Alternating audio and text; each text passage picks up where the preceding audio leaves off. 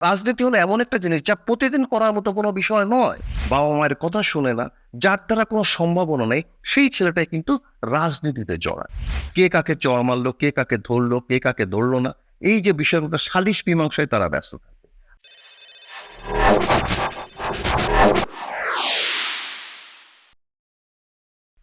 প্রিয় সুশীল সমাজ, আপনারা কি জানেন মাঠের রাজনীতি যে কতটা নোংরা? এ বিষয়ে হয়তোবা আপনাদের সবাইয়ের কোনো আইডিয়া নেই, যারা মূলত অরাজনৈতিক বা সমাজের যারা সুশীল সমাজ যাদেরকে আমরা বলি, যারা নিজেদের মতো কর্পোরেট জগতে, তারা কিন্তু যে মাঠের রাজনীতিটা, পলিটিক্স, ফিল্ড পলিটিক্স কত নোংরা, কত ডার্টি, এ সম্বন্ধে কিন্তু আপনাদের তেমন কোনো ধারণা নেই। কারণ আমি একটা বিষয় বলতে চাই, সেটা হচ্ছে কিছুদিন আগে আমরা যেটা দেখলাম যে গণ অভ্যুত্থানের সময় বা গণ অভ্যুত্থানের পরপরই আমাদের ছাত্র সমাজ মাঠে বা বিভিন্ন জায়গায় রাস্তায় দাঁড়িয়ে দাঁড়িয়ে ট্রাফিকের দায়িত্ব পালন করেছে। তারা রাস্তা নিজে হাতে আমি সচক্ষে দেখেছি, তারা রাস্তা নিজে হাতে ঝাড়ু দিয়েছে। তারা রাস্তা ঝাড়ু দিয়ে রাস্তা ক্লিন করেছে, বিভিন্ন আবর্জনা অনেক কিছু পরিষ্কার করেছে।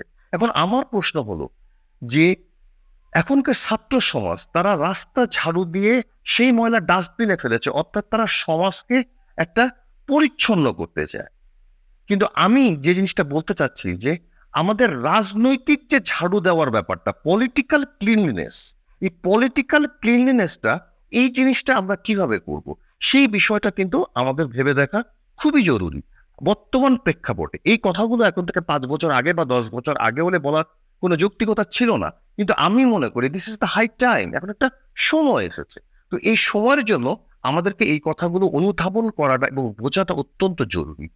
আপনারা দেখেন একটা জিনিস, সেটা আমাদের বিশ্ববিদ্যালয়গুলোতে কিংবা মেডিকেল কলেজ, বুয়েট, এই সমস্ত জায়গায় যারা রাজনীতি করেন, তাদের একটা আদর্শভিত্তিক জায়গা থাকলেও মূলত বিভিন্ন রাজনৈতিক দলের যে সমস্ত ছাত্র সংগঠনগুলো বিভিন্ন জেলাতে আছে, উপজেলাতে আছে বা গ্রামে গঞ্জে যারা আছে, তারা কিন্তু প্রকৃতপক্ষে তারা কারা এই জিনিসটা বুঝতে হবে। এই যে ছাত্র রাজনীতি যারা করে, তারা কিন্তু মূলত গ্রামগঞ্জে বা শহরে বা জেলা উপজেলাগুলোতে তারা কিন্তু মূলত কোনো কোনো স্কুল বা কলেজের কোনো ভালো স্টুডেন্ট না। তারা হচ্ছে পরিবারের সবচেয়ে বকে যাওয়া যে ছেলেটা, সেই ছেলেটা, যে ছেলেটা কোনো পরিশীলিত নয়, শিষ্টাচার বহির্ভূত, বাবা মায়ের কথা শুনে না, যার দ্বারা কোনো সম্ভাবনা নেই, সেই ছেলেটাই কিন্তু রাজনীতিতে জড়ায়। যে তখন হয়ে ওঠে একজন ছাত্র কর্মী। এবং এটা এদের এদের কাজ কি? এটা হচ্ছে এমন একটা বিষয় যেটা জানলে আপনারা অবাক হয়ে যাবেন। এরা কিন্তু কোনো সৃষ্টিশীল কাজ করে না। সমাজে যত ধরনের অনাসৃষ্টি, অরাজকতা, এই সব কাজগুলোই কিন্তু এদের দ্বারা সংগঠিত হয়ে থাকে। এদের কয়েকটা কাজের নমুনা আমি আপনাদেরকে দিই। যেমন এরা পাড়ায় পাড়ায় সালিস মীমাংসা করে। এখন কথা হলো, পাড়ায় পাড়ায় যে সালিস মীমাংসা করে, সেই মীমাংসাগুলোর ধরন যদি আপনারা শোনেন, তাহলে আপনাদের কাছে জিনিসটা অনেকটা অপাংতেয় মনে হবে। এবং এর এই অপাংতেয় কাজগুলি করে পাড়াতে কোন ছেলেকে থাপ্পড় মারলো, কোন ছেলে আরেক ছেলের মেয়ে বান্ধবীর দিকে তাকিয়েছে, পাড়ায় পাড়ায় কোন ছেলেদের সাথে কোন ছেলের মারামারি হলো, এই নিয়ে এরা সারাদিন সালিশ মীমাংসা করে। আবার যদি কোনো বড় সালিশ মীমাংসা হয়, এক পক্ষ এই পক্ষের কাছ থেকেও টাকা খায়, আবার আর এক পক্ষ এই পক্ষের কাছ থেকেও টাকা খায়, দুই পক্ষের কাছ থেকে টাকা খায়। এই যে সালিশ বিষয়টা, এই বিষয়টা হচ্ছে এটা একটা ডেইলি রুটিনে পরিণত হয়েছে। কারণ এই সমস্ত সমাজের উচ্ছৃঙ্খল ছেলেপেলে যারা নাকি বাপ মায়ের শাসন মানে না, লেখাপড়া করে না, এদের কিন্তু কোনো কাজ নেই। সারাদিন কাজ কি? তাদের কাজ হচ্ছে এই সমস্ত সমাজের অনাসৃষ্টি এবং উচ্ছিষ্ট এবং আবর্জনামূলক কাজকর্ম করা। কে কাকে চড় মারলো, কে কাকে ধরলো, কে কাকে ধরলো না, এই যে বিষয়গুলো সালিশ মীমাংসায় তারা ব্যস্ত থাকে। আর সবচেয়ে বড় জিনিস হলো, এই ধরনের ছেলেগুলা বা যারা ছাত্র রাজনীতি করে, তারা বিভিন্ন জায়গায় পাড়াতে পাড়াতে আধিপত্য বিস্তার করে। তারা নাকি পাড়া কন্ট্রোল করে, এলাকা নিয়ন্ত্রণ আনে। তারা বিভিন্ন জায়গায় টেম্পো স্ট্যান্ডে, ইজি বাইক স্ট্যান্ডে, বিভিন্ন জায়গায় তারা চাঁদাবাজি করে। একজন মধ্য সামান্য দরিদ্র একজন টেম্পো চালক কিংবা মনে করেন ফুটপাতের দোকানদার, তারা ফুটপাতে বসেছে, এর জন্য টাকা দিতে হবে কি? ছাত্র রাজনীতিবিদদের টাকা দিতে হবে, এলাকার পাতি নেতাদেরকে টাকা দিতে হবে। একজন গরিব মানুষ যিনি নাকি সারাদিন কষ্ট করছেন, একজন সামান্য ঘর্মাক্ত গামছা বিক্রেতা পর্যন্ত, যিনি কষ্ট করে গামছা বেচে টাকা আয় করছেন, তার এই রক্ত ঘামানো টাকা থেকে এই সমস্ত উচ্ছৃঙ্খল যুবকেরা টাকা পয়সা নেয়, নিয়ে তারা কি করে জানেন, নিয়ে রাতের বেলা বিভিন্ন চিপায় চাপায় যাবে, যে তারা মদ গাঁদা ফেন্সিডিল খাবে কিংবা কোনো পতিতালয়ে যাবে। হচ্ছে রাজনৈতিক ডেইলি লাইফ বা ডেইলি রুটিন। এই সমস্ত বিষয়গুলি আমাদের সুশীল সমাজ কিন্তু আসলে জানে না, এবং রাজনীতির পরিভাষায় এদেরকে কি বলে জানেন, দলদারি করা। এরা নাকি দলদারি করে, কিন্তু এটা তো কোনো কাজের কথা হইতে পারে না। এটা একটা আদর্শ রাজনীতি হতে পারে না। রাজনীতি, ছাত্র রাজনীতি যখন আগের বিভিন্ন দশকে হয়েছে, তখন ছাত্র রাজনীতি হয়েছে একটা দর্শন ভিত্তিক, আদর্শ ভিত্তিক। এখনকার ছাত্র রাজনীতি কিন্তু কি, এদের মধ্যে কোনো আদর্শ আছে, এদের কোনো দর্শন আছে? আর রাজনীতি হলো এমন একটা জিনিস যা প্রতিদিন করার মতো কোনো বিষয় নয়।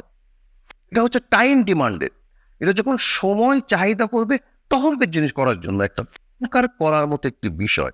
কিন্তু এখনকার এই যে ছাত্র সমাজ উচ্ছৃঙ্খল, যারা নাকি বকে যাওয়া এই দলদারি করা ছেলেগুলো, এদেরকে একটা ডেইলি লাইফ হয়েছে কি, সকালবেলা কিংবা মনে করেন দুপুরবেলা এরা ঘুম থেকে উঠবে, উঠে পাড়ার মধ্যে একদম চক্কর মারবে বিভিন্ন এলাকায়, বিকেলবেলা সন্ধ্যাবেলায় মনে করেন যে সমস্ত গরিব লোকজন আছে, ফুটপাতের দোকানদার, টেম্পু চালক, রিক্সা চালক, এদের কাছ থেকে চাঁদাবাজি করবে। অথচ এই লোকগুলো, এই খেটে খাওয়া মানুষগুলো নিজেদের রক্ত ঘামানো টাকা এদের হাতে তুলে দেয়, এবং এরা এই টাকা পয়সাগুলো দিয়ে এরা মদ গাঁজা খেয়ে দাঁড়িয়ে নিয়ে ফুর্তি করে। এই হচ্ছে এদের রাজনীতির ডেইলি লাইফ। এখন আপনি সার্জিস আলম এবং হাসনাত আব্দুল্লাহ, ওনাদের মতো যারা সমন্বয়ক রয়েছেন, আমি ওনাদের কাছে বলতে চাই বা ওনাদের কাছে প্রশ্ন রাখতে চাই, ওনারা রাজনীতিতে বিশুদ্ধতা, যে পলিটিক্যাল পিওরিটি বা ক্লিননেস, এই জিনিসটা আপনারা কিভাবে ফিরবেন? এই জিনিসটা ফিরানো অত্যন্ত জরুরি। রাজনীতি হতে হবে দর্শন ভিত্তিক, আদর্শ ভিত্তিক। যতদিন পর্যন্ত এই উচ্ছৃঙ্খল এই জনগোষ্ঠী বা উচ্ছৃঙ্খল এই ছাত্র সমাজ যতদিন পর্যন্ত এই ধরনের কাজে থাকবে, ততদিন পর্যন্ত শিক্ষার কোনো উন্নতি হবে, শিক্ষার মানের কোনো উন্নতি হবে না, এলাকায় কোনো শান্তি শৃঙ্খলা থাকবে না, চারিদিকে হবে চাঁদাবাজি, নিয়ন্ত্রণ বাণিজ্য, এগুলো হবে। এই জিনিসগুলো যদি পুরোপুরি সমাজ থেকে ডিলিট করা না যায়, তাহলে বাংলাদেশ কোনোদিন মাথা তুলে দাঁড়াতে পারবে না, বাংলাদেশে মেধাবী রাজনীতিবিদদের আগমন ঘটবে না, এবং বাংলাদেশ আস্তে আস্তে পিছিয়ে যাবে। সুতরাং আমি মনে করি পলিটিক্যাল ক্লিনলিনেস বা রাজনৈতিক পরিচ্ছন্নতা, এই বিষয়টি আনা অত্যন্ত জরুরি। এই বিষয়ে আমি সার্জিস আলম এবং হাসনাত আব্দুল্লাহ, ওনাদের প্রতি আমি দৃষ্টি আকর্ষণ করতে চাই এবং ওনাদেরকে বলতে চাই, এই জিনিসটা আনাটা অত্যন্ত জরুরি। এবং এই জিনিসটা যদি সমাজ থেকে ডিলিট হয়ে যায়, এই চাঁদাবাজি, এই যে এলাকা নিয়ন্ত্রণ, যত ধরনের আবর্জনা তুল্য অনাসৃষ্টি কাজ, তাহলে একটি সমাজ সুন্দরভাবে গড়ে উঠবে এবং রাজনীতিটা পরিশীলিত হবে। সুতরাং পলিটিক্যাল ক্লিননেস বা রাজনীতির বিষয়টা থেকে আমাদের সবাইকে নজর দেওয়া উচিত। প্রিয় দর্শকবৃন্দ, আপনাদের সবাইকে ধন্যবাদ। আবারও ভবিষ্যতে দেখা হবে। আসসালামু আলাইকুম।